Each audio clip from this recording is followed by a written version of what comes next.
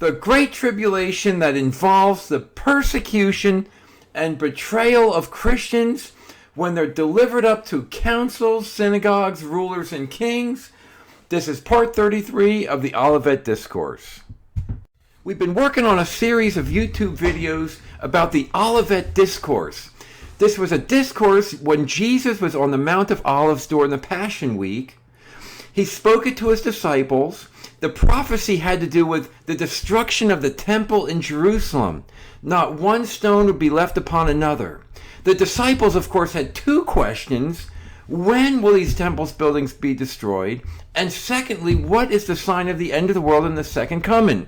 So the whole Olivet Discourse in Matthew, Mark, and Luke, it had all together to do with which is known as the Great Tribulation. It's the time period of intense tribulation on the church prior to the second coming of Christ, and then also the last day and the second coming of Jesus Christ. Please consider subscribing to this channel. There's a little red button in the bottom right-hand corner. Just a quick review of the order of prophetic events. We've been in this church age for some 2,000 years. We're in the apostasy, I do believe, which is at the end of the church age. That ushers us into the Great Tribulation, that little season where the Antichrist comes on the scene. There's false Christs, there's false prophets in the church. The Antichrist is both a religious and a political figure. The abomination of desolation is the worldliness in the church. Babylon is the church. And because of that, and because God's people are faithful, they will be betrayed and delivered up. They will be imprisoned, beaten, delivered to councils, etc. Finally comes the last day where the second coming of Jesus Christ, resurrection of the dead, the salvation of God's people, and judgment on the wicked. The Great Tribulation has four parallel views. We're currently working in this view number 2, which involves the persecution of God's people. So we're going to look at that in more detail in this video. Each of these views in the Olivet Discourse ends with the last day. Therefore, we know that they're parallel views. Okay, just a quick review. We've done a video in this, which I'll tag in this slide. The Great Tribulation is not on the world. It's not earthquakes. It's not famine, literal famines or wars. It has all together with the Great Tribulation on the church. Remember, the Olivet Discourse says there will not be one stone left upon another that won't be thrown down. The church will become disunity. The temple buildings represented the church. They become scattered and disunified. And when you see that abomination of desolation, which is worldliness in the church, let those who are in Judea, which is God's people, flee. Because there's going to be great tribulation, Matthew 24, 21. This great tribulation is also described as Jerusalem, which is a symbolic of the nominal Christian church on this earth, compassed with armies. It becomes desolate. These are the days of vengeance, great tribulation, wrath upon his people. The church is receiving judgment. Now, in the last two videos, we've looked at the hating of Christians and the killing of Christians, and that's true Christians, because they're not liked in the church. The church is overrun by people that think they're saved, but they're not. We recall the verse, then they shall deliver you to be afflicted with tribulation, and shall kill you, and you shall be hated of all nations for my name's sake. So I'll tag a video we've done on this slide. Now, when we come to betrayal, we see that one another, they're offended, they're betrayed, and hated in the church. Note Matthew 24:10. Then shall many be offended, and shall betray one another, and shall hate one another. Now that phrase, one another, it's the Greek word allelon, which literally means one another. It occurs about 100 times in the New Testament. It's usually used in a very positive sense, and it's the fellowship of Christians. And that's what's characteristic of a true church, that they all get along. They're all of one mind. We see this word allelon used in Romans 16:16, salute one another with a holy kiss. Ephesians 5, submit yourselves one to another. Romans 1:12, that by the mutual, the allelon faith, Both of you and me, they're in agreement. That's what the church is supposed to be. But in the Great Tribulation, it's chaos. People hate each other because there's a lot of false Christ. There's false prophets. The Antichrist has his finger on the church. And that's what the Great Tribulation is all about. And God's people are on the brunt of it. They're getting persecuted because of that. Christian persecution is what occurs in the Great Tribulation. Now, of course, it's always occurred in the church age, but the difference in the Great Tribulation is that it's persecution from within. It's in the church. Before all these, they shall lay their hands on you and persecute you, delivering you up to synagogues and prisons and before kings and rulers for my name's sake. Persecution is that Greek word dioko. It literally means to pursue. Not only do they not like us in the church, but they pursue us. They're aggressive toward us because they don't really want us. They want us to be quiet. They want us to be separate. We see persecution occurs, 2 Timothy 3:12. Yea, all that will live godly in Christ Jesus shall suffer persecution. In the Great Tribulation church, Christians, the true Christians, are godly. They're righteous. But other people in the church are worldly, and they follow false gospels and false prophecy, and they love this world. Jesus told us that if they have persecuted him, they will also persecute us. And when we persecute in this city, flee to another. And that's what it is, unfortunately, in the Great Tribulation, that we flee the church to find a way to share the gospel and find the truth. Now, they're going to lay their hands upon you. We see that in Luke 21:12, part of the Olivet Discourse. Before all these things, they shall lay your hands and persecute you, delivering you up. Now, when we read the Bible about laying the hands on, it has all together to do that we're under their will. The church will be run by false prophets, false Christ, the Antichrist. The church majority are unsaved people. It's become worldly. The hand represents the will of another person. They're going to lay hands on us. They're going to lay their will on us. We're not going to be able to win that battle in the church. We see in Psalm 106, he gave them into the hand of the heathen. Their enemies also oppressed them, and they were brought into subjection under their hand. The hand is the will. It's the control. We're going to be controlled in a church run by unsaved people. Psalm 37, the wicked watches the righteous and seeks to slay him. The Lord will not leave him in his hand. Because we're going to be commanded, and we're going to look at this in future videos, to flee. But during this persecution in the church, it is an opportunity to witness. And we're going to look at another video coming up. The whole video will be about witnessing during persecution. But we see in Luke 21, part of the Olivet Discourse, before all these things, they shall lay their hands on you. They control the church. They have control over true Christians. They don't allow them to speak. They don't allow them to teach. And persecute and deliver you up for Christ's name's sake. But, as we see in Luke 21:13, it shall turn to you for a testimony. That word testimony is the identical Greek word as witness. We are witnesses. We respond to their persecution. And we say the truth. We preach the gospel. We tell them the truth about the Bible. Mark 13, take heed to yourselves. They deliver you up to councils, synagogues, beaten. You're brought before rulers and kings. It's for a testimony or witness against them. And the gospel must first be published among all nations. We witness to the church, and then there's going to be a flight, or we're going to flee from the church because we find that we're done there and we need to share the gospel outside of the church. And that's not necessarily literally that we're leaving the church necessarily, but we find ways to share the gospel outside the church to all the nations. Now, we see that many will be offended during this time in the Great Tribulation. That word offended there is the Greek word scandalizo. We get the word scandal from that. But it literally means to be trapped, or it's a stumbling block. It's a disagreement where you're offended. There's a problem that's going on. It's a trap. It's a stumbling block.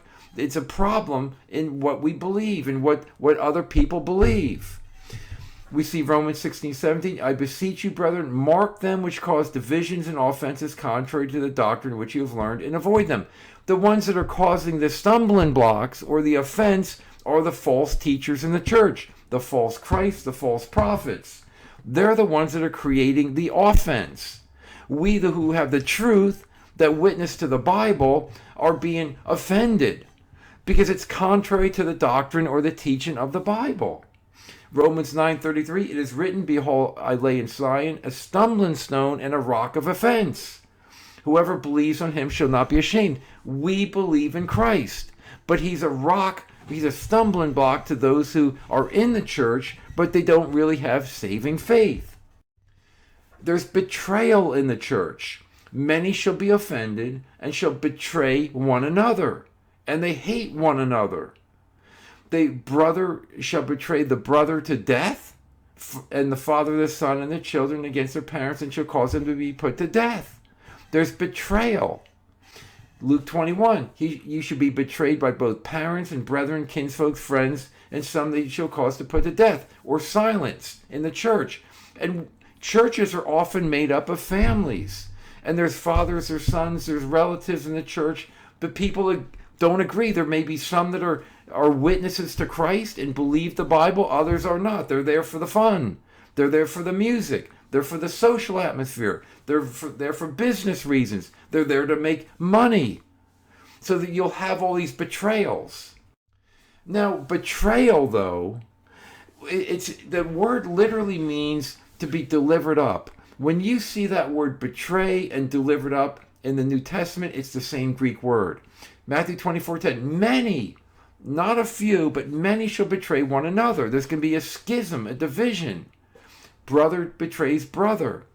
You shall be betrayed, Luke 21:16. Now that word betray, it's the Greek word paradidomi. Para means to be near or alongside, but didomi means to be given away, to be given up. That's why it's translated as delivered up. Betray and delivered up are the same word. It occurs 121 times.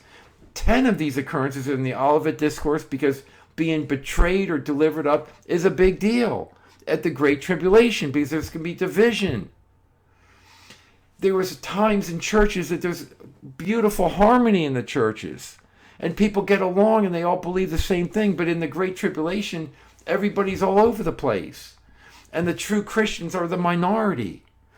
This word deliver or delivered up, the betrayal, about 60 times it's translated as deliver or deliver up, and another 40 times it's betray or betrayed. So it's the same word when you see that, but that's what's a very prominent theme, and it has to be because there's false Christ and false prophets and there's division in the church. As we've already read, this word, when it's translated deliver you up or deliver up, it happens in Matthew 24:9, Mark 13:9, Mark 13:11, Luke 21:12. We looked at those passages, but again, when you read that, you should think it's a betrayal. They're betraying you because they're contrary to you, and they want you to be silenced. Okay, so now we're going to look at the individual types of things that were delivered up to. There's councils and synagogues, and there's rulers and kings. And as we go forth in this video, we're going to see that councils and synagogues, of course, refer to the church, and rulers and kings refer to the world. And there's that ugly harmony in the Great Tribulation of politics and the church. The church becomes very political, so there's a betrayal in both directions, and we're going to look at that. Okay, first we see that we're delivered up to councils. A council, Greek word synedrion, often known as Sanhedrin, it literally means together steadfast. It's a council of people are together, they agree, they're steadfast, and that's what a council is. It's usually the elder board or the deacon board in a church. It's church leadership, if you will. We see in Matthew 10:17, beware of men, they will deliver you up to councils, and they will scourge you in their synagogues. They are, because the councils, if you will, are the decision makers, and they can choose to say, well, that person should be perhaps silenced, or punished in some way, and then they're scourged in that they're flogged with a whip. There's no literal whips that you're going to be flogged with during the Great Tribulation, but you're being punished in the church. We see, for example, the council of the chief priests, the elders, and the scribes. When Christ was in his earthly ministry, this council, they led the arrest and conviction of Jesus Christ.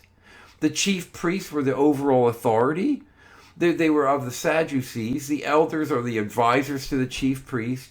The scribes were like teachers of the church. It's a very similar parallel to what we see in churches today. And we've done videos on the chief priests, the Sadducees, the Pharisees, all those things, and they all are symbolic of what's in the church today. Nothing's really changed. Christ was actually killed by this church when he was on the earth. They're the ones that betrayed him. Betrayed him. We see in Matthew 16:21, began Jesus to show unto his disciples how he must go to Jerusalem, again symbolic of the church, the nominal church, suffer many things of the elders, the chief priests, the scribes, and be killed and raised again the third day. The Jerusalem is a symbol of the church. The elders, chiefs, and scribes are the leadership of the church. Same thing you have today. Killed, it's that same word that we looked at in our previous video about being off-killed. There's an element of sending them off and killing them and putting them away. O Jerusalem, Jerusalem, O church, thou that kills the prophets and stones them which are sent unto thee. It's horrible. The nominal church has always been mixed with saved and unsaved people, but in the Great Tribulation it becomes intensely perilous for God's people, who are symbolized by the prophets. Christ was delivered up to the Jewish council by Judas Iscariot. Delivered up. We go to Jerusalem, and the Son of Man shall be betrayed. There's that Greek word paradidomai. Paradidomai, the same word that's translated betrayed and delivered up. The chief priests and the scribes, the leadership of the church, and they shall condemn him to death. Same thing that's going to happen in the Great Tribulation to all true Christians. Judas Iscariot, one of the 12 disciples, went to the chief priest. And he said, what will you give me? He wants money. I will deliver him. Again, it's that same word, paradidomi. I will betray him unto you for 30 pieces of silver. And from that time, he sought an opportunity to betray him. That word deliver and that word betray are the identical Greek word. Mark 15, straight away in the morning, the chief priest held a consultation with the elders and scribes and the whole council, bound Jesus and carried him away and betrayed him, delivered him up to Pilate. The church delivers them to the world. So we see this harmony of the church and the state, if you will, in the crucifixion of Jesus Christ. Now the councils and in the synagogues, the councils is the leadership of the church. The synagogues is the church itself. When we look at the passages again in Mark 13 and Luke 21, we see that word synagogue in there, synagoge, from synagogue. It literally means together led. It's a group of people that are being led, in this case by the council. Churches are led by the leadership. For if they're coming to your assembly, it's referred to the church in the New Testament, James 2:2. The first day of the week when the disciples came together, it's that same Greek word. Synagogue, to break bread. Paul preached in the church. It wasn't called the church at that time, but it was the same word. It's the synagogue. It's the being together led. It was where the Christians were. And again, 1 Corinthians 5:4, gather together. Same Greek word again. So when the God's people are delivered up to the synagogues or the church, they shall be beaten. Beaten, the Greek word dero, it literally means to be flayed. For example, 2 Corinthians 11:20, for you suffer if a man smite you in the face, they slap you on the face. And again, these are spiritual meanings. People aren't just going to go around slapping each other during the Great Tribulation. But we can drill down when we see that word smite. It's the same word as beaten. Jesus was mocked. And smote him. He was slapped. He gives his cheek to them that smites him, and he is filled with reproach. In other words, to slap someone in the face is reproachful. It's an embarrassment. It's a taunt. It's a reproach. It's something that makes them humiliated. Job 16, they have smitten me upon the cheek reproachfully. They've gathered themselves together against me. God has delivered me to the ungodly. Turned me into the hands of the wicked. It's to mock them. It's to reproach them. It's to belittle them. In the Luke 21 part of Olivet Discourse, it talks about that God's people are delivered up to the synagogues and into prisons. But it turns out for a place of testimony. Now, prisons, it's the Greek word phylake. Literally, it's a place of being under guard. You don't have the ability to function. You're being placed in an area where you're essentially isolated. You're under guard, and you can't function as you normally would. For example, in a church, if you're under guard, they're not going to allow you to teach. They might not allow you to join certain groups or have a voice in the church or whatever. You're going to be guarded and isolated. And no wonder these things have happened in the past. John the Baptist was put in prison. The apostles were put in prison. Peter, Paul, Jeremiah during the Babylonian captivity, which is a type of the Great Tribulation, he was in prison. But it still turns out for a way to be a witness, because when we're in church and they isolate us, there's always a way to communicate the gospel. Perhaps it's outside the church. Perhaps it's people that quietly come to you and talk to you. And you become a witness, just your behavior. People know that that's what he believed. I believe that too.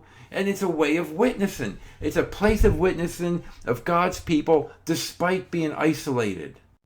Besides councils and synagogues, which points altogether to the church, we're also brought before rulers and kings. Rulers and kings points to the state, the church and the state, the political aspect of the church. And we know in the Great Tribulation, the Antichrist, who's a political figure, he takes his seat in the church. We see in Mark 13, Luke 21, we're brought before or delivered up to kings and rulers. It's a passive tense. To be brought means that it's not of your choice, it's somebody else's choice. Rulers, it's the Greek word hegemon. Hegemon, it means a leader. For example, a chief of the province is translated as governor 22 times, ruler twice, and prince once. And we'll see that has altogether to do with Jesus Christ and his crucifixion, the persecution of Paul, and it's what's going to happen in the Great Tribulation that is soon upon us. Jesus Christ was brought before the church and the state. He was before the governor, which was Pilate, and Herod, which was the king of the Jews. The church and the state, he was before them. He was delivered by the council, the synagogues, over to the rulers and the kings. Pontius Pilate was the governor, we see in Luke 3. Jesus was led away. They delivered him up. It's that same paradidomai word to Pontius Pilate, the governor. King Herod heard of him. He was the king of the Jews, for his name was spread abroad. And Pilate, as soon as he knew that Jesus belonged under Herod's jurisdiction, he sent him to Herod. And then Herod sent him back to Pilate again. But Jesus is before the kings and the rulers, the church and the state. We see Paul as well. He was delivered by the council of chief priests, elders, and scribes. Paul was arrested at Jerusalem for preaching to the people. And they said he preached against the law, but he was really preaching the gospel. Acts 21. He was then taken before the council, which is the church, chief priests, elders, and scribes. And then he was sent to the state. Felix was the governor. He witnessed to Felix. He was held for 2 years. Another governor, Festus, came in to examine Paul. Then he appealed to Caesar. He was before the church and the state. King Herod Agrippa also examined Paul during this time. So we see that we're going to be in the Great Tribulation brought before church and state. But why is that important to us in the Great Tribulation? So let's take a look now at the next slide. So the implication of all that is that there's great tribulation. The key thing with the Great Tribulation that makes it a Great Tribulation is that the Antichrist takes his seat in the temple of God. We see that in 2 Thessalonians 2:4. The man of sin, he opposes and exalts himself above all that's called God or his worship. As God sits in the temple of God, he says that he can save people. He's in control. He's going to make your life better. It's a political entity that rules in the church. He shows that he's God. We see all the political implications and all of the other types and figures and symbols for the Antichrist. The beast with 7 heads is a political leader. The little horns of Daniel 7 and 8 are kings. The king of the north, the prince of Tyre, to destroy the sanctuary. It's the politics that are in the church. Gog, the chief prince of Meshech and Tubal. All of these things suggest that there'll be the church will become a highly political entity because the Antichrist has taken a seat in the church. Okay, just a quick summary of this video about being persecuted and delivered up. It's about persecution and betrayal. God's people will be reproached, isolated, but through all that, God's people will be a witness. We see that there's the element of being delivered up or betrayed in the church, the councils and the synagogues. That includes family betrayal. The church is divided. There's going to be a lot of division in the church. Ultimately, not one stone will be left upon another that won't be thrown down. To be beaten and put in prison has to do with reproach and isolation, yet the gospel goes forth. To be delivered up or betrayed before rulers and kings underscores that at the end time the church will be very political because the Antichrist will have his thumb on the church. He'll have taken a seat in the temple of God. It's the union of church and the state. All type of division will result in the church, and there's all type of betrayal. Please consider subscribing to this channel, and thank you very much for watching this video.